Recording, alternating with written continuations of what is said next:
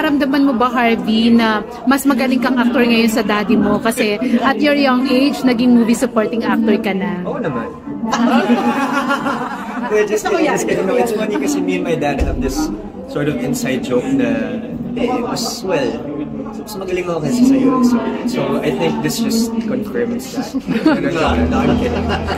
So anong support ang binibigyan ng daddy mo sa iyong showbiz career? Just, if anything, throughout my whole career, he would give me advice, but at the end of everything, he would just say, just to cap everything off, just enjoy it. And focus on actually moving. Focus on the craft. Yun lang naman po kasi except take away all the cameras. This is the work, this is the job. And he just told me to keep focusing on getting better. And that's what I've been trying to do.